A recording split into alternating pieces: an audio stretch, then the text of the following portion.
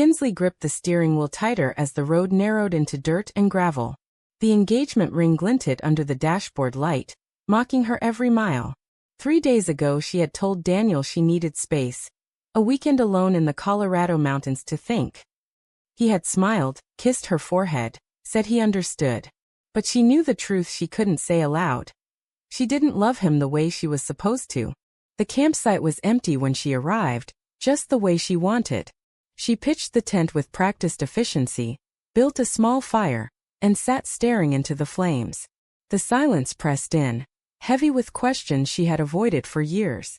Why did every kiss from Daniel feel like a performance? Why did her heart race only when she watched certain women on the street, then buried the feeling deep? A sudden gust ripped through the pines. The tent stakes pulled free.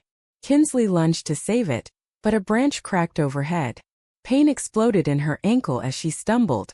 She hit the ground hard, breath knocked out, the fire scattering embers. Panic rose fast. Her phone had no signal. She was alone, injured, miles from the highway. Then headlights cut through the dark. A battered pickup rolled to a stop. The driver stepped out, tall, broad-shouldered, wearing a cowboy hat and a duster that caught the wind. Kinsley's first thought was relief. Her second was confusion. The figure moved with sure, easy grace. Definitely not a man. "You hurt," the voice called, low and calm, unmistakably female. Kinsley blinked up at her. The woman crouched beside her, face lit by the dying fire. Strong jaw, dark eyes, hair spilling from under the hat in loose waves. She looked like she belonged to this land. "I twisted my ankle," Kinsley managed. Tense, ruined. The woman, Willow, she would learn later, didn't waste words. She scooped Kinsley up like she weighed nothing, carried her to the truck, and laid her gently in the passenger seat. "Ranch is 10 minutes. We'll fix you there." Kinsley stared at the dashboard as they drove. Willow smelled of leather, pine, and something faintly sweet like cedar. Kinsley's pulse hammered. She told herself it was fear, adrenaline. But the warmth of Willow's arm still lingered on her skin.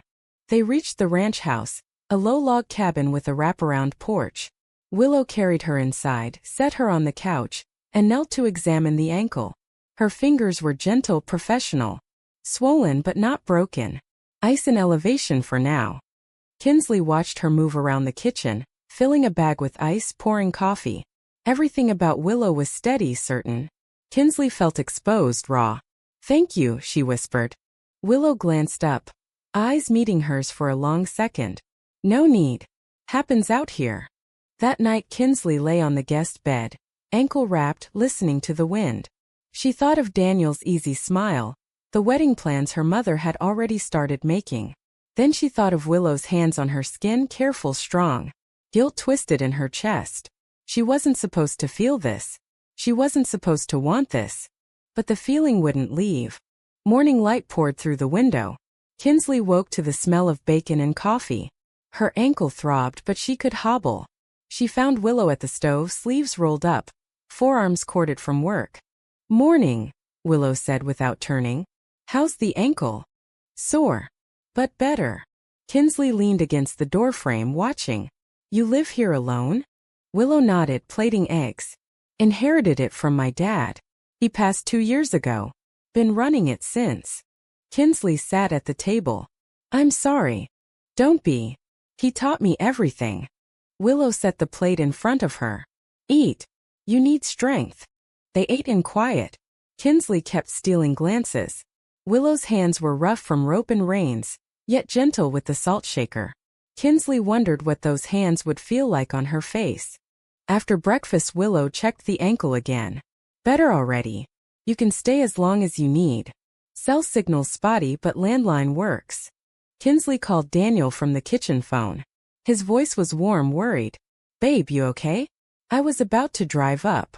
"I'm fine," she said, glancing toward Willow, who was outside saddling horses.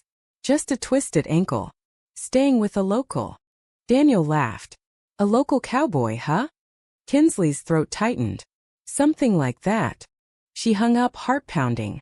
She had lied without thinking. Why? The days blurred into a rhythm.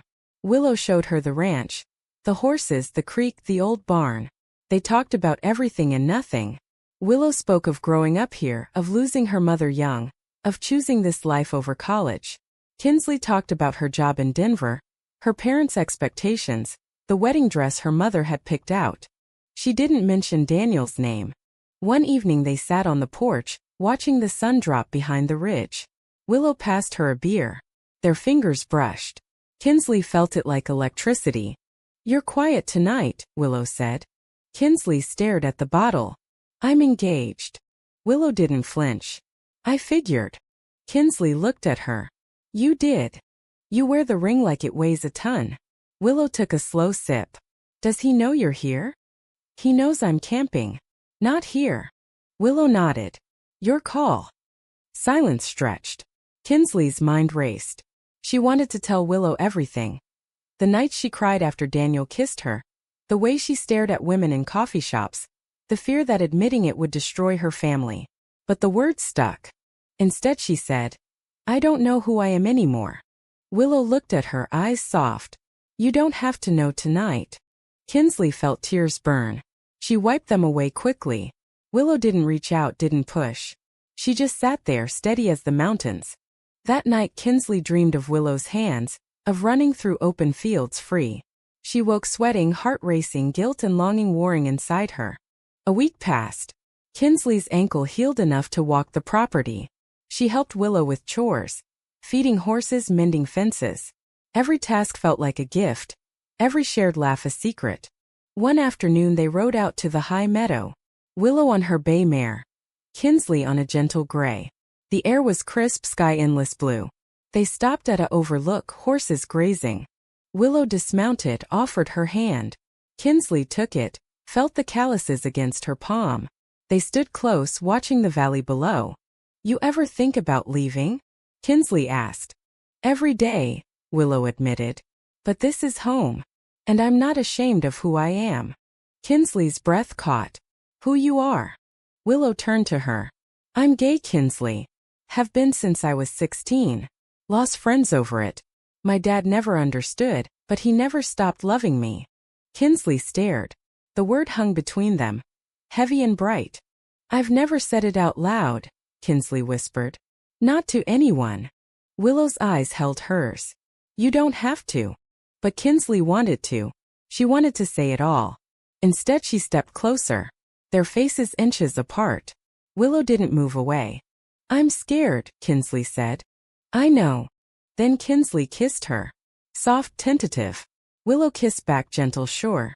Time stopped. The world narrowed to Willow's mouth, her hands on Kinsley's waist, the taste of mint and mountain air. When they pulled apart, Kinsley was shaking.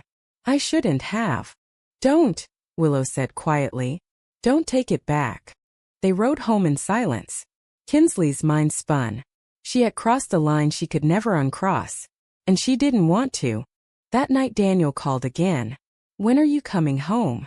Mom's asking questions." Kinsley stood in the hallway, phone pressed to her ear. "Soon," she lied. "I just need a little more time." He sounded hurt. "I miss you." "I miss you too," she said, and hated herself for meaning it differently. After the call she found Willow in the barn, brushing down a horse. Kinsley walked up, wrapped her arms around Willow from behind. Willow stilled. "You okay?" "No," Kinsley said against her back. "But I'm here." Willow turned, cupped her face. "We don't have to rush." But Kinsley did. She needed to feel something real before the guilt swallowed her whole. The guilt came anyway.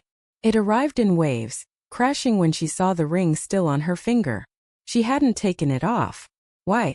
Because she wasn't ready to admit what it meant. Willow noticed. She didn't push, but her eyes grew careful. Kinsley hated it. She hated how she kept checking her phone, half expecting Daniel to show up. She hated how she still answered his texts with hearts. One evening she sat on the porch alone, twisting the ring. Willow joined her, 2 mugs of tea in hand. "You're leaving soon, aren't you?" Willow asked. Kinsley flinched. "I have to. Work. The wedding." Willow nodded slowly. "You still want it?" "I don't know." Kinsley's voice broke. "I love him. As a friend. But not like this." "Then tell him." "I can't." Tears spilled. My family, they'll never accept it. My mom already talks about grandkids. My dad thinks I'm just going through a phase if I ever hint at anything. Willow set the mugs down. I've been there. It hurts. But hiding hurts more. Kinsley looked at her. You never hid. I did. For years. Then I stopped. Lost people. But I gained myself. Kinsley reached for her hand. I don't want to lose you. You won't, Willow said. Unless you choose to. The next day Kinsley called Daniel. She told him she needed to talk when she got back. He sounded worried. She hung up, heart in her throat. That night she and Willow made love for the first time.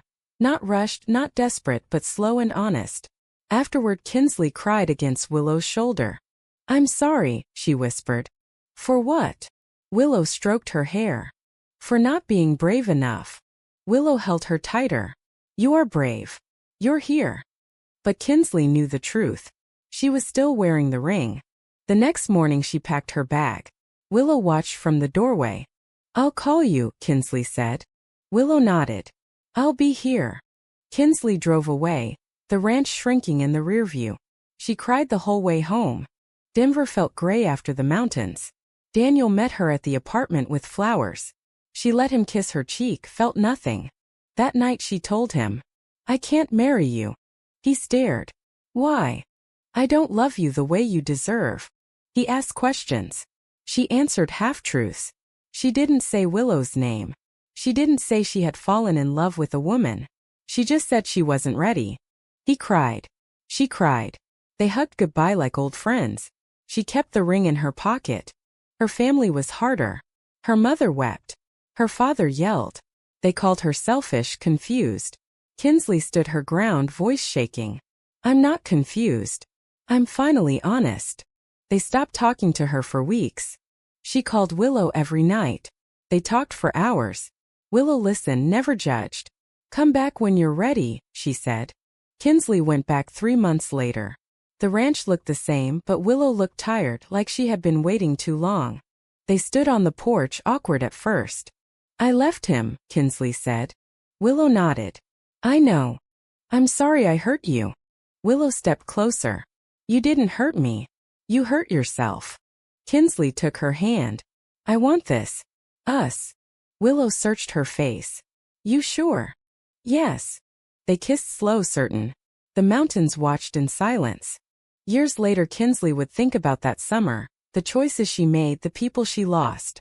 She would wonder if she could have done it differently, if the pain was worth the freedom. She never regretted Willow. But sometimes late at night she asked herself, was it right to break hearts to find her own?